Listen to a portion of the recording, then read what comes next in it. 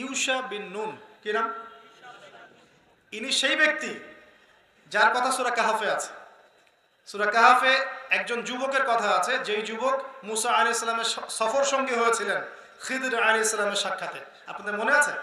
আমি অনেকদিন আলোচনা করেছিলাম। এই সেই ব্যক্তি তখন ছোট ছিলেন, পরে নবী হয়েছে, ইউশা বিন নুন আলাইহিস সালাম।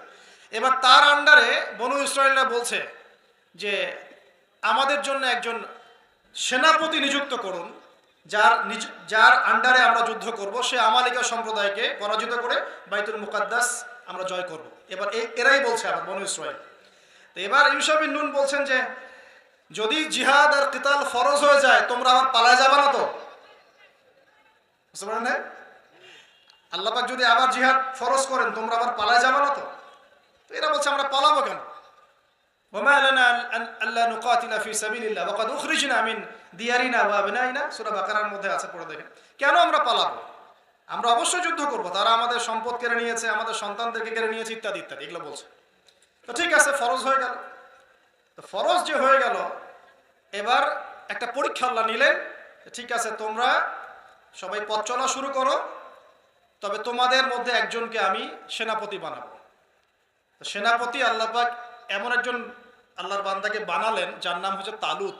কি না? তালুতের ফিজিক্যাল স্ট্রাকচার খুব শক্তিশালী ছিল। আল্লাহ পাক বলেছেন যে ওয়াজাদাহু বাসতাতান ফিল ইলমি ওয়াল জিসম। তালুতকে আল্লাহ পাক দুইটা গুণাবলী দিয়েছিলেন। একটা হচ্ছে ফিজিক্যালি অনেক স্ট্রং ছিল, আমাদের মতো না, আর আমাদের এই জেনারেশনের মতো না, হ্যাঁ, যাদেরকে এক রাউন্ড দৌড়াতে দিলেই শেষ।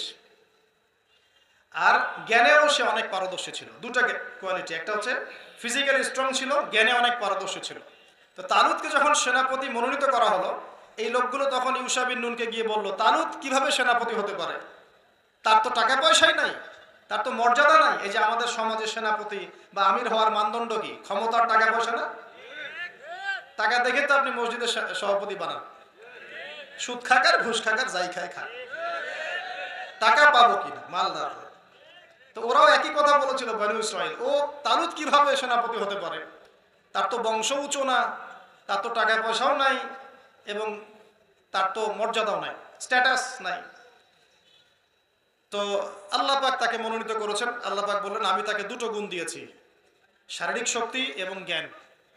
এবার তালুত তার বাহিনী নিয়ে চলতে লাগলো। এই যে বাইতুল মুকাদ্দাস এখন যেটা দেখছেন এদিকে, আজকে কিন্তু হিস্ট্রি বলা আমার উদ্দেশ্য না, আমি খুব শর্ট করে গুছিয়ে নিয়ে এসে এখনকার প্রেক্ষাপটটা ডিল করবো ইনশাআল্লাহ।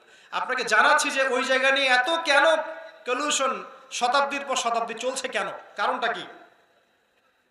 এবার তালুত তার বাহিনী নিয়ে যেতে যেতে একটা নদী, সামনে নদী, তালুত বলছে আল্লাহ পাক এবার তোমাদেরকে পরীক্ষা করবেন।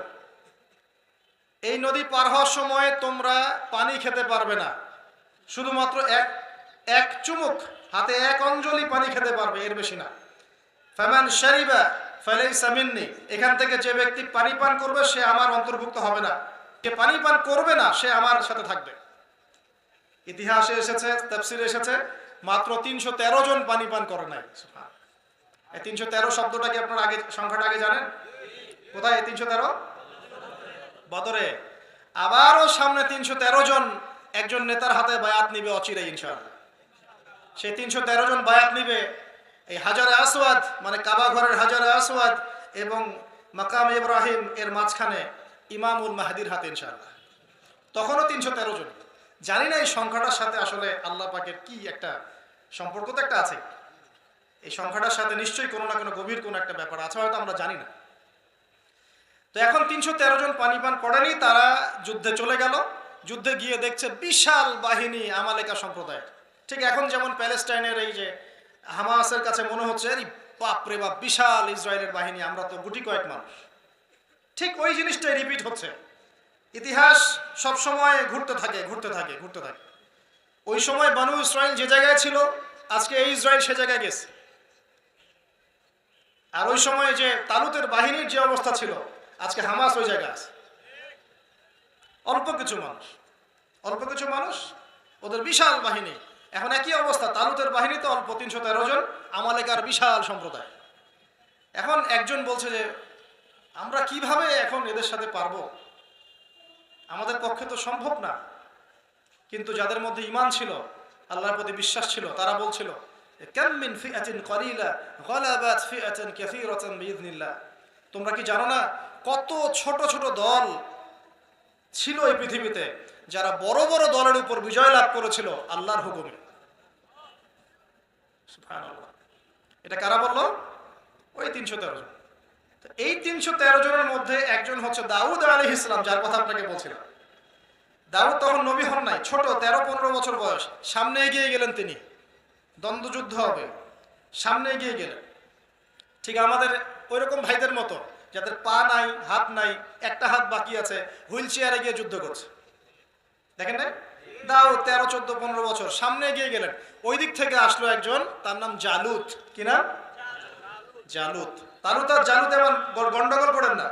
তালুত হচ্ছে মুসলিম বাহিনীর সেনাপতি, আর জালুত হচ্ছে ওই আমালেকা বাহিনীর সেনাপতি, বিশাল দেহি। বলা হয় জালুত একাই 20 জনের সাথে লড়াই করতে পারত। এবার দাউদ আলাইহিস সালাম আল্লাহর হুকুমে খালি একটা কাজ করলেন। তার কাছে একটা গুলতি ছিল, বাটুল ছিলেন আপনারা? বাটুল, তীর ধনুক না, কিন্তু একটা গুলতি।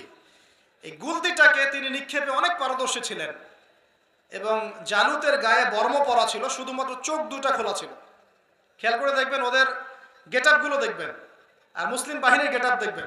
ওরা দুনিয়ার সবকিছু পরে মাঠে আসে, আর মুসলিম বাহিনী খোলা হাতে মাঠে আসে। খেয়াল করে দেখেন না? বদর যুদ্ধে একই অবস্থা, ওরা বিশাল ঢাল তলোয়ার নিয়ে মাঠে আসছে, আর মুসলিম বেচারা দেখবেন ওই জুব্বা পরা, আলখাল্লা পরা, 2টা মাত্র ঘোড়া, উট একটাও নাই। 2টা মাত্র ঘোড়া একটা যুদ্ধের মাঠে, উট একটাও নাই। আর সেই ছুরি, চাকু, তরোয়াল যা ছিল এটা নিয়ে আসছে। আল্লাহ পাক আসমান থেকে ফেরেশতা পাঠিয়েছেন। সুবহানাল্লাহ। তো এখন ওই জালুতের এই গেটআপ, কিন্তু দাউদ আলাইহিস সালাম এই গুলতিতে নিক্ষেপে এত পারদর্শী ছিলেন যে তার নিক্ষিপ্ত একটা গুলতি এই জালুতের এক চোখে গিয়ে লাগে। এতেই আল্লাহু আকবার, তার ইন্তেকাল, মারা গেছে, জাহান্নামে চলে গেছে। আর এটা দেখে অন্যরা যে ভয়ে কাঁপাকাঁপি শুরু করলো, বাস ওই বদর যুদ্ধের মতো অবস্থা। 3 জন বদর যুদ্ধের সামনে আসছে, ওই দিক থেকে 3 জন, এদিক থেকে 3 জন। আপনারা হিস্ট্রি তো জানেন। এই যে উতবা, রাবিয়া, আরেকজন সাইবা, যাই হোক 3 জন সামনে। যখন এই কাফের 3 জনকে মেরে ফেলা হয়, এই আবু জেহেলের পুরো বাহিনী ভয়ে থরথর করে কাঁপতে থাকে। এই যুদ্ধে একই অবস্থা হচ্ছে। এখন আমালেকা সম্প্রদায়ে ভয় থরথর করে কাঁপতে থাকলো। আল্লাহ পাকের হুকুমে এই 313 জন মিলেই বাইতুল মুকাদ্দাস বিজয় করলো। আলহামদুলিল্লাহ। এই যে বাইতুল মুকাদ্দাসে ঢুকলো এবার কারা? বানু ইসরাইল। আমি বারবার বলছি এরা কিন্তু বানু ইসরাইল, আমি ইহুদি শব্দটা এখনো ইউজ করি নাই। ইহুদি আর বানু ইসরাইল এক নয়। আর এখন যারা এটা দখল করে আছে এরা বানু ইসরাইল নয়, এরা হচ্ছে ইউরোপিয়ান জিউস। ইউরোপিয়ান জিউস, সাদা চামড়ার ইউরোপিয়ান জিউস।